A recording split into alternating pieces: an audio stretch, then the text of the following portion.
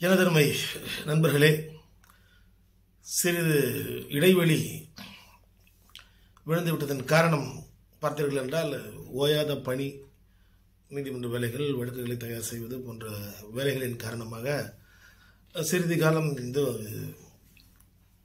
ஒரு மாதம் வேலையில் இருந்ததால் அப்போலாம் பண்ண முடியல. இப்போ பார்த்தீங்கன்னா இந்த பதிவு பார்த்தீங்கன்னா விவாகரத்து வந்து தேவையா? ஆண்களுக்கும் சரி பெண்களுக்கும் சரி, ரைட், தேவையா? நான் வந்து பொதுவாக பார்த்தீர்கள் என்றால் நான் விவாகரத்துக்கு எதிரானவன் அப்படின்ற ஒரு இதுதான் வந்து எனக்கு வரும், ரைட். நான் என்னுடைய மனநிலை, ரைட்டு.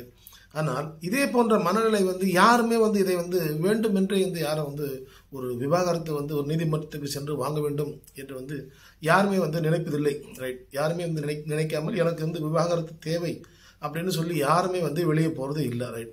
சந்தர்ப்ப சூழ்நிலைகள் எவ்வாறு வருகின்றது, ஒவ்வொருத்தருடைய மனநிலையை பொறுத்து தான் இது வந்து இந்த விவாகரத்து என்பதே வந்து மாறுகின்றது.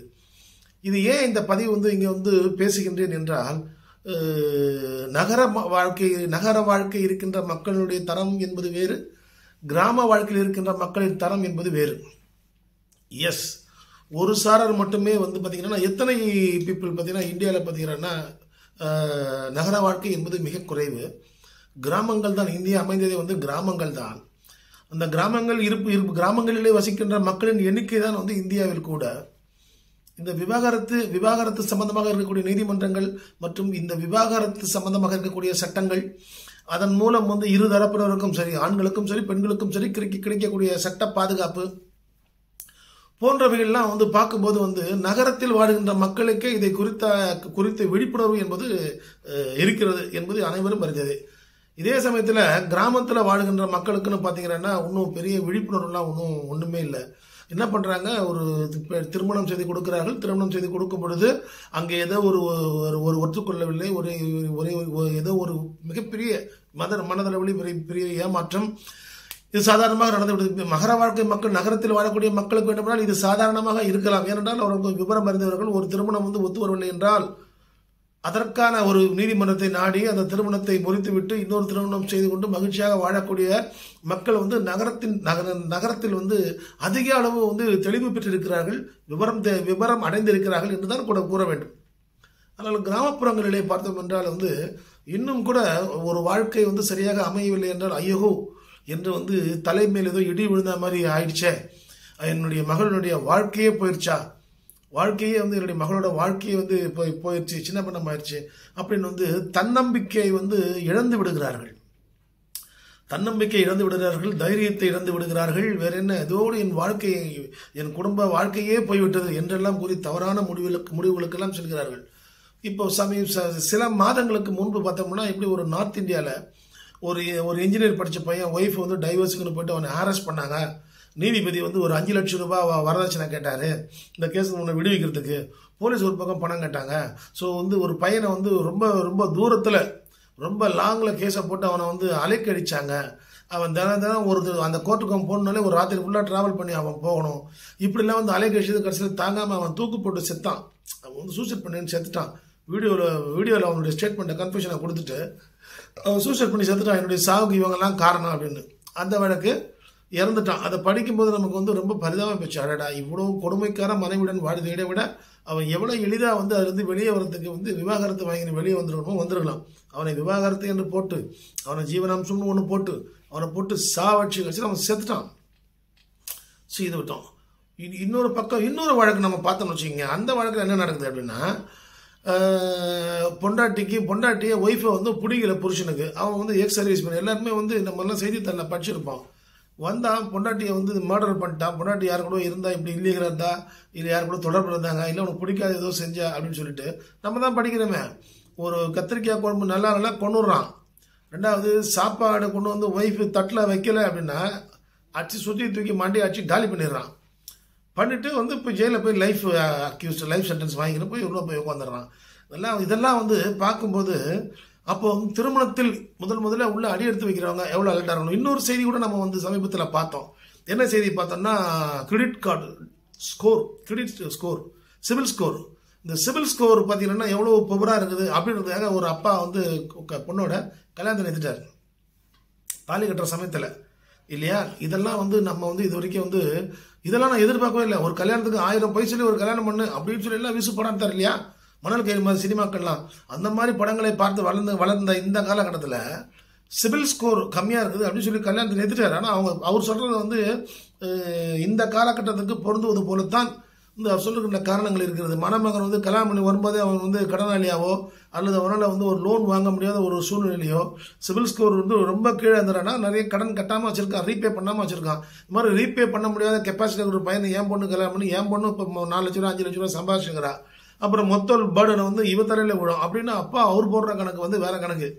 கூட்டி கழிச்சுப்பார், ஆம்பளை போடுற கணக்கு மனக்கணக்கு, பொம்பளை போடுற கணக்குன்னு அண்ணாமலை படத்தில் வந்து கணக்கு டைலாக் பேசுவாங்க. அந்த மாதிரி பார்த்தீங்கன்னா இதில் வந்து கணக்கு போட்டு திருமணங்கள், ஸோ கணக்கு போட்டு அந்த திருமணத்தை நிறுத்திட்டார். ரைட். இப்போ இதில் பல்வேறு வகையை வந்து நம்ம வந்து விவாதிப்போம். இது இப்படி இருந்தால் என்ன பண்ணுறது, அப்படி இருந்தால் என்ன பண்ணுறது, இது இருந்தால் என்ன பண்ணுறது.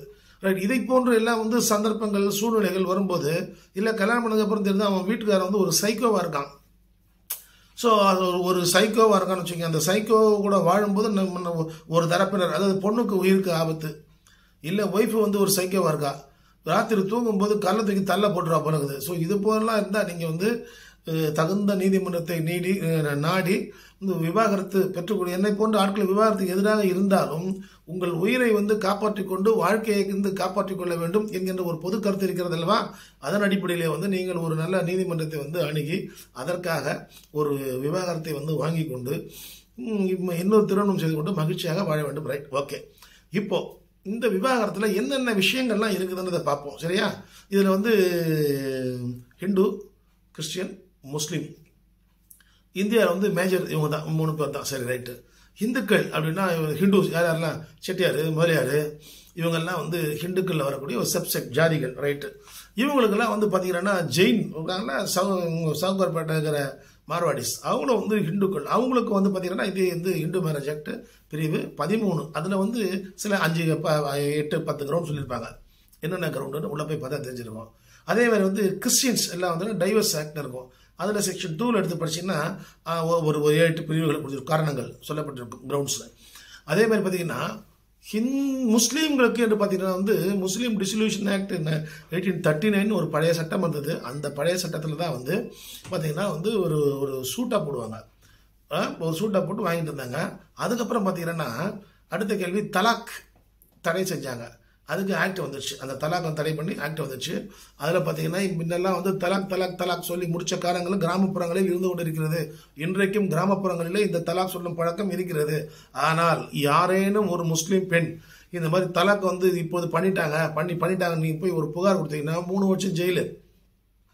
ஏன்னா சட்டங்கள் திருத்தப்பட்டு புதிதான சட்டங்கள் வந்துவிட்டது. அதில் பார்த்தீங்கன்னா நீங்கள் தலாக் சொல்கிறது வந்து நல்லன் வாழ் அப்படின்னு சொல்லியிருக்கிறது.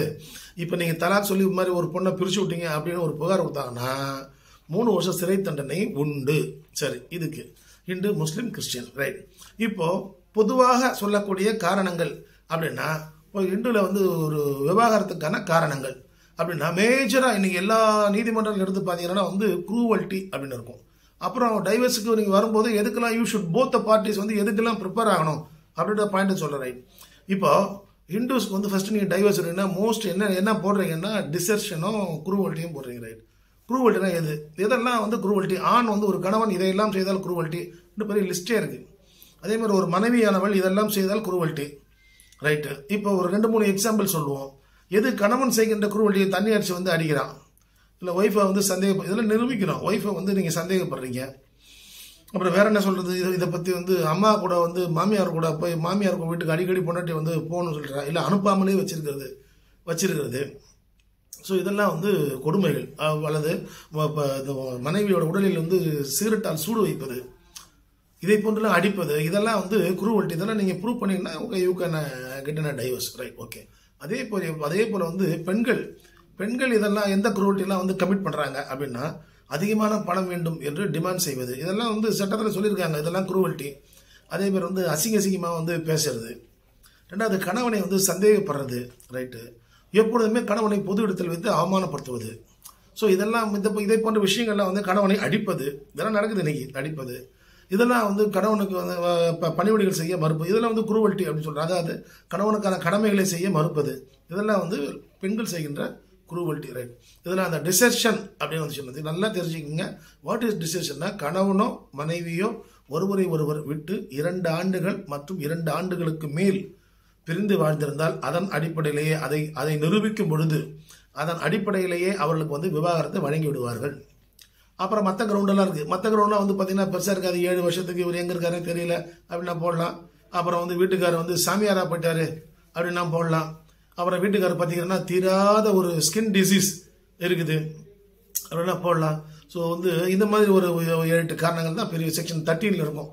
இதெல்லாம் வச்சு போடுறது. ஆனால் மேஜர் போர்ஷன் பார்த்தீங்கன்னா டிசர்ஷன் அப்படின்வாங்க. டிசர்ஷனும் இந்த இதுவும் தான் வச்சு போடுறாங்க. ஆனால் இந்த டிசர்ஷன் கூட இப்போ என்ன பண்ணுறாங்க, எல்லாம் இன்ஸ்டன்ட் காஃபி ஆகி போச்சு. இல்லை, இன்ஸ்டன்ட் காஃபி சாப்பிட்றீங்களா, அது மாதிரி இப்போ இன்ஸ்டன்ட் டைவர்ஸ் வேணும் அப்படின்னு வந்தால் அந்த வழக்கறிஞர் அறிவிப்பு கொடுக்கறது, வழக்கறிஞர் அறிவிப்பு கொடுத்துட்டு கொஞ்ச நாள் வெயிட் பண்ணுறது, இல்லை ஒய்ஃபு பிரிஞ்சு வீட்டுக்கு போயிட்டா அப்படின்னு புருஷர் இங்கே வீட்டுக்காரர் ஹஸ்பண்ட் காத்திருந்து அப்புறம் போடுறதுலாம் கிடையாது. அப்போ 2 வருஷம் வந்து வாழலைங்க அப்போ போடுங்கன்றதெல்லாம் கிடையாது. ஸ்ட்ரைட்டாக குரூவல்ட்டி, என்னை போட்டு கொடுமைப்படுத்திட்டான், என்னை போட்டு பின்னிட்டா, நொந்துட்டேன், இல்லை அவன் வந்து பண்ணிட்டாரு, இவருக்கு இப்படி பண்ணிட்டாரு, இவர் தண்ணி வச்சு தானே அடிக்கிறாரு, நல்லா பொறுத்துக்க முடியாது அப்படின்னு குரூவல்ட்டின்னு கூட போட்டுருவாங்க. நீங்கள் ஒரு அட்வொகேட்டை போய் பார்த்தீங்கன்னா டக்குன்னு ஒரு குரூவல்ட்டி பேஸ் பண்ணி கூட வந்து நம்பர் பண்ணி கொடுத்துருவாரு. ரைட்டு. இது ஒரு பக்கம் இருந்தாலும் வேகமாக மற்ற விஷயங்களுக்கு எதுக்காக வந்து இது நடக்குது அப்படின்னா போலீஸுக்கு போயிடுவாங்க. பெண்கள் வந்து அது என்ன சொல்லுவாங்கன்னா, பெண்களுக்கு வந்து சாதகமான சட்டங்களை பயன்படுத்தி உடனே அவங்க 498 குரூவல்ட்டின்னு ஒரு கம்ப்ளைண்ட் கொடுப்பாங்க. அங்கே குரூவல்ட்டி நம்ம கம்ப்ளைண்ட் பண்ண விசாரிக்கக்கூடாது, இதை வந்து கோர்ட்டில் போய் தீர்த்துக்கின்றதா இவர் என்ன அவசரமாக குரூவல்ட்டி பேஸ் பண்ணி ஒரு ஓபி போட்டுருவார். ஓபி நம்பர் ஆச்சு போலீஸ் சொல்லுவாங்க, நீங்கள் வந்து கோர்ட்டில் போய் தீர்த்துங்க அப்படின்வாங்க அவங்க. ஸோ இதெல்லாம் வந்து ஆனால் அந்த ஓபி வழக்கு குரூவல்ட்டியை பேஸ் பண்ணி போட்ட வழக்கு நிற்கதான் தெரியாது. அது 2 வருஷம் கழிச்சு தான் தெரியும். ரைட். ஓகே. இப்போ ஆண்கள் இதில் என்னென்ன செய்யணும், பெண்கள் எதையெல்லாம் செய்யணும் அவங்களுக்கு விவாகரத்து வந்து கிடைப்பதற்கு, சரியா? இப்போ ஆண்கள் வந்து விவாகரத்தை கேட்டு நீதிமன்றத்தை நாடும் பொழுது அவர்கள் வந்து பெண்களுக்கான ஜீவனாம்சம் கொடுப்பதற்கு கடமைப்பட்டவர்கள். வக்கீல் சொல்லுவார், இல்லை வக்கீல் நீங்கள் கேட்டுக்கணும் சார், அப்புறம் கேஸை போட்டுட்டு எல்லாம் செஞ்சுருக்கும் போது வந்து எனக்கு வந்து கேஸை கோர்ட்டில் நடத்த மாட்டேனாங்க, மெயின்டெனன்ஸ் கொடுக்க முடியல, வழக்கு வந்து தள்ளுபடி ஆகிடும். ரொம்ப முக்கியம் ஜீவனாம்சம் என்பது யாருக்கெல்லாம், அடுத்த கேள்வி வந்து யாருக்கெல்லாம் அந்த ஜீவனாம்சம் கொடுக்கணும் அப்படின்னா என்டைட்டில் யாரெல்லாம் எந்த வகையான மனைவிகளின் அனைவரும் வந்து பெண்கள் வந்து ஜீவனாம்சத்திற்கு அருகதை உடையவர்கள் அப்படின்னு பார்த்தோம்னா மிக மிக எளிமையாக சொல்லிவிடலாம், வருமானத்திற்கு வசதி இல்லாதவர்கள். அடுத்தது வந்து பார்த்தீங்கன்னா ஒரு சிறிய அளவில் சம்பாதித்துக் கொண்டிருப்பவர்கள், அந்த வருமானம் அவர்களுக்கு போதாமல் இருப்பவர்கள். அடுத்தது பார்த்தீங்கன்னா மைனர் சைல்டு, குழந்தைகளுக்கான கல்வி கட்டணமோ குழந்தைகள் வளர்ப்பதற்கோ முடியாமல் இருப்பவர்கள். இவர்களுக்கெல்லாம் நீ வந்து கணவன் வந்து ஜீவனாம்சம் என்பது கட்டாயம், சட்டத்தின்படி கொடுக்க வேண்டிய கட்டாயம்.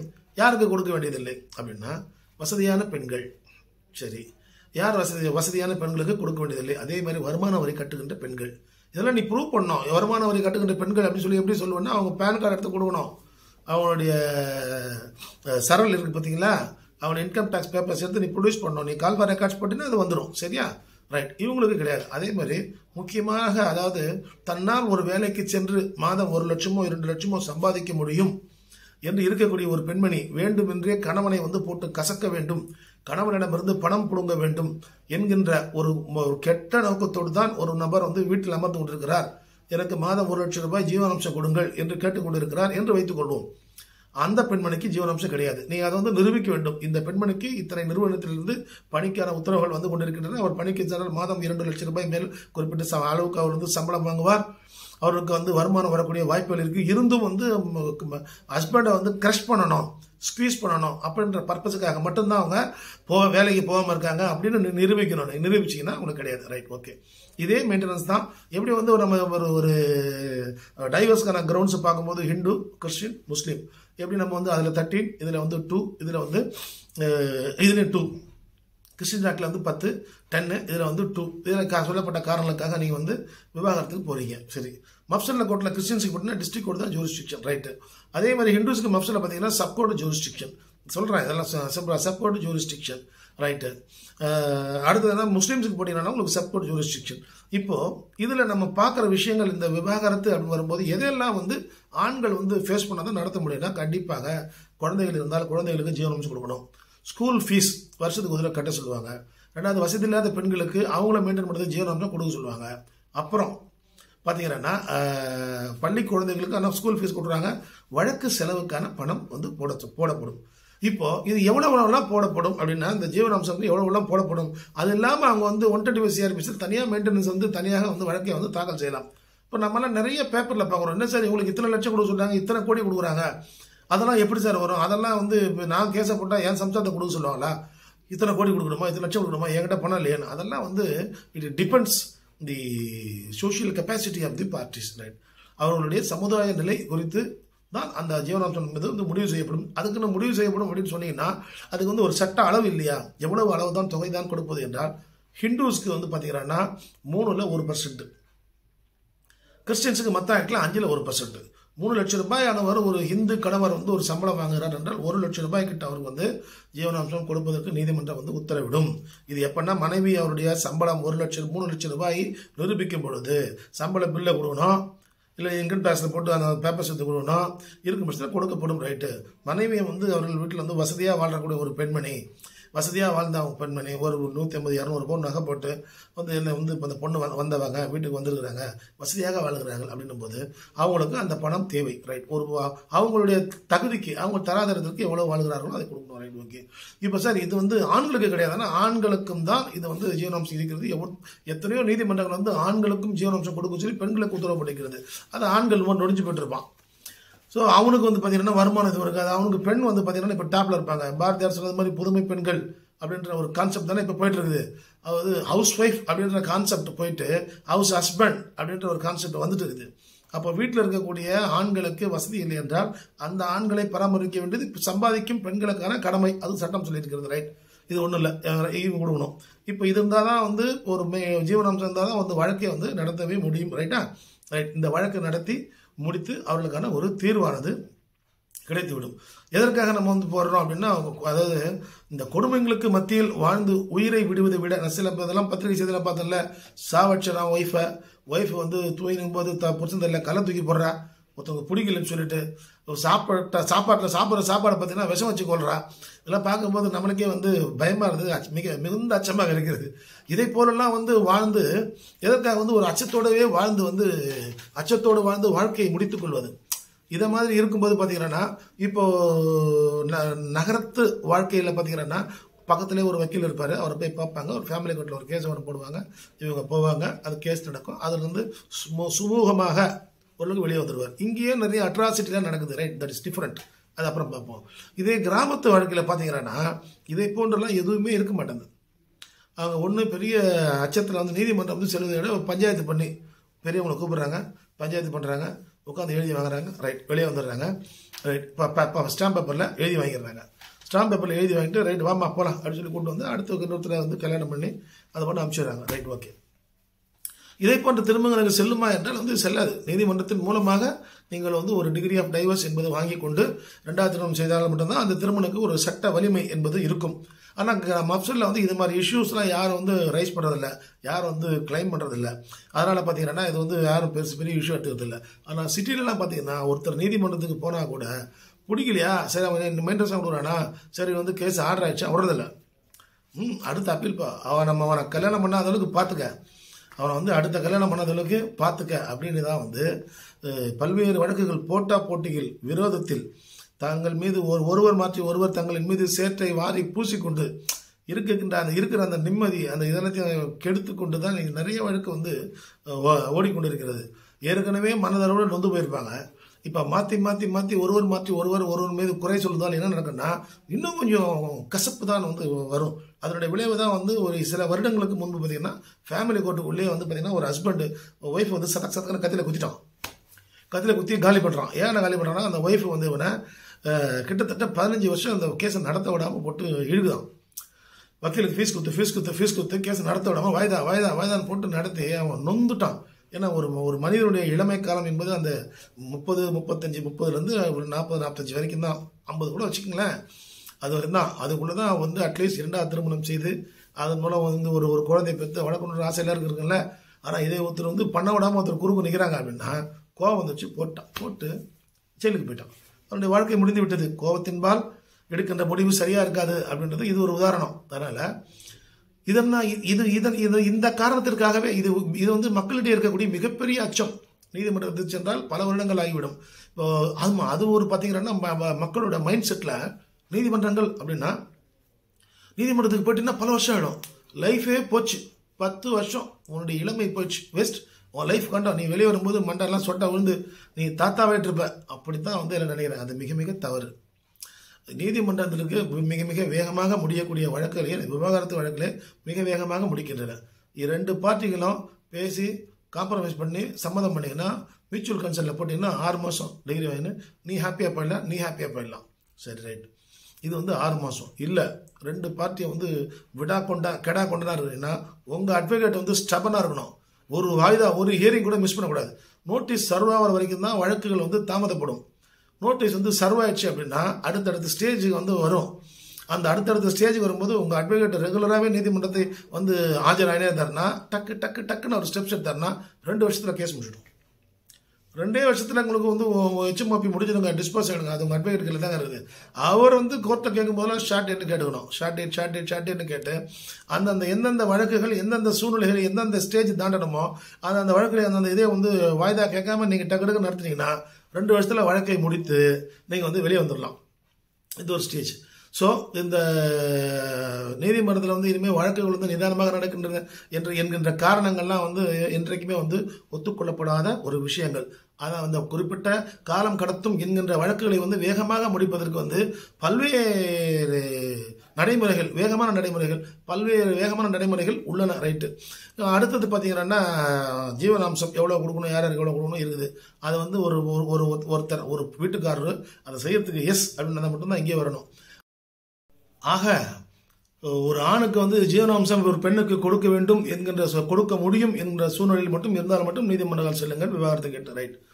அப்படி மனைவி சைடு அதாவது ஆப்போசிட் சைடில் பார்த்தீங்கன்னா நல்லா ஏன் பண்ணுறாங்க, அவங்களுக்கு ஜீவனாம்சம் கொடுக்க வேண்டிய அவசியம் இல்லை என்றாலும் நீங்கள் வந்து நீதிமன்றம் தாராளமாக நாடலாம். ரைட், ஓகே, வழக்கை வந்து நடத்தி கொள்ளலாம். ரைட்டு. அதே போல் பெண்கள் வந்து நீதிமன்றத்துக்கு வந்தீங்கன்னா உங்களுக்கு என்னென்ன கேள்வியெல்லாம் கேட்கணுமோ அதெல்லாம் வந்து கேட்பாங்க. என்னென்ன பிரச்சனை இருக்குதோ அது அத்தனையுமே வந்து சபைக்கு வரும். ஸோ இதெல்லாம் வராமல் இருக்கணுன்றதாக தான் உங்களுக்கு வந்து மீடியேஷன் ஃபஸ்ட்டு வந்து கொடுக்குறாங்க நீதிமன்றத்தில். அந்த மீடியேஷன்லேயே ஒருவர் வந்து விட்டு கொடுத்து செல்லும் பொழுது ஒரு சுமூகமாக ஒரு சமாதானமாக செல்லும்போது நீங்கள் வந்து ஒரு விவாகரத்தை வந்து உடனடியாக நடந்துவிடும். ரைட்.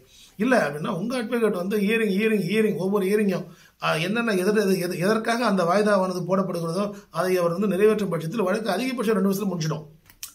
நீங்கள் மியூச்சுவல் கன்சர்ன் வழக்கு பெண்டிங் வச்சுட்டு மியூச்சுவல் கன்சர்ன் பண்ணினா 6 மாதத்தில் முடிஞ்சிடும். நீங்கள் பண்ணி வாங்கிட்டு வந்து நீங்கள் பண்ணி மகிழ்ச்சியாக நீங்கள் உங்கள் வேலையை பார்க்கலாம், அவங்க வேலையை பார்க்கலாம். ஆகவே இந்த விவாகரத்து என்பது இந்த காலகட்டத்தில் தவிர்க்க முடியாத ஒரு விஷயமாக ஏன் இருக்கிறது என்றால் இதை போலெல்லாம் வந்து நம்ம செய்திகளில் பார்க்குறோம் பாருங்க. ஒருத்தர் மேல் சந்தேகப்பட்டு தற்கொலை வரை சென்று மரணம் வரை சென்று இவன் தற்கொலை பண்ணாலும் பரவாயில்ல அந்த பச்சிளம் குழந்தைகளையும் சற்று கொன்று அதுங்களை சாவடிச்சுட்டு அதுங்களை பூமியில் தனியாக நம்ம விட்டு போகக்கூடாது, அவங்கள நம்ம நம்மளும் செத்துடலாம். இதை போன்றெல்லாம் வந்து இப்போ கூட பார்த்தேன் பாரு, ஒரு என்ஜினியர் வந்து ஒய்ஃபை குழந்தைய கொடுத்து தலைமறைவாக இருந்தான். அவனை பிடிக்கிறது போலீஸ் போகும்போது அவன் இங்கே போய் செத்துட்டான். ஆனால் இவ்வளவோ கொடுமைகள் வந்து நாட்டில் நடந்து கொண்டிருக்கின்றன. இதெல்லாம் வந்து சட்டத்தில் என்னென்ன பலன்களை கொடுத்திருக்கிறார்களோ அதை சரியாக அணுகி அதை பயன்படுத்தி மகிழ்ச்சியாக வாழ்க்கையை அமைத்துக் கொள்ளுங்கள். வணக்கம் நண்பர்களே.